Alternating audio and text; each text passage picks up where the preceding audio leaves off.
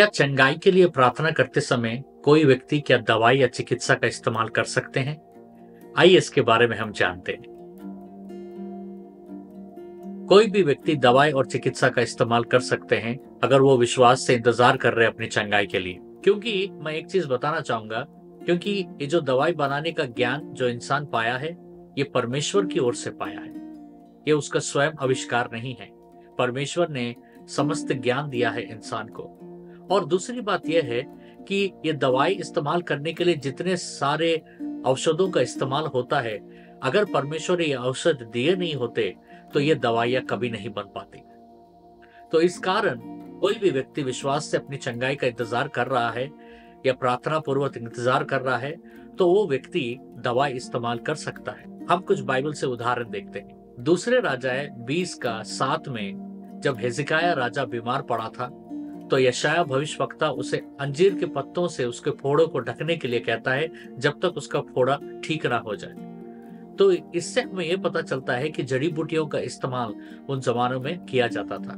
यही नहीं, लेकिन हम लेवी का 14 अध्याय अगर हम देखते हैं तो उस जमाने के कोढ़ियों को एक प्रक्रिया से चंगाई प्राप्त होता था, और उस प्रक्रिया में शुद्धिकरण का प्रक्रिया था, और कुछ दिनों के लिए उनको अलग रहना पड़ता था, और कई सारे कोढ़ी लोग उस समय में चंगाई पाते थे। इससे हमें यह पता चलता था कि नेचुरल रिसोर्सेस ही नहीं, बल्कि नेचुरल रेमेडीज यानी नेचुरल पद्धतियों को भी इस्तेमाल कर उस जमाने में लोग कोढ़ से चंगाई प्राप्त करते थे।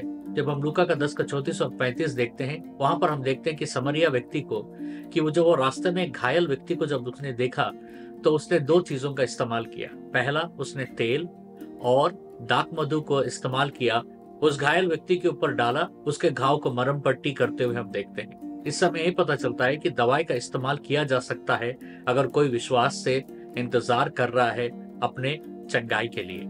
और एक उदाहरण हम देखते हैं कि पहला तिमोथी 5:23 में अपोस्तल पौल तिमोथी को कह रहा है कि थोड़ा दाक मधु पीने के लिए, क्योंकि तिमोथी के पेट में जो भी बीमारी था उसके लिए अपोस्तल पौल कह रहे हैं कि थोड़ा दाक मधु पीने के लिए। तो इससे हमें ये पता चलता है कि उन जमाने में इन नेचुरल रेमेडीज को, इस प्राकृतिक औषधों को इस्तेमाल किया जाता था लोगों को अच्छे होने में और ठीक होने में। अगर कोई व्यक्ति दवाइयों का इस्तेमाल कर रहा है तो इसका मतलब ये नहीं कि उसका विश्वास परमेश्वर के ऊपर से उठ गया है, क्योंकि एक व्यक्ति परमेश्वर के ऊपर विश्वास करते हुए भी दवाई ले सकता है, और उस समय में भी परमेश्वर उसको चंगाई कर सकते हैं। चाहे दवाई से हो, चाहे दुआ से हो, चंगाई तो परमेश्वर ही करता है। इसलिए हर व्यक्ति को भरोसा सिर्फ परमेश्वर पर होना चाहिए।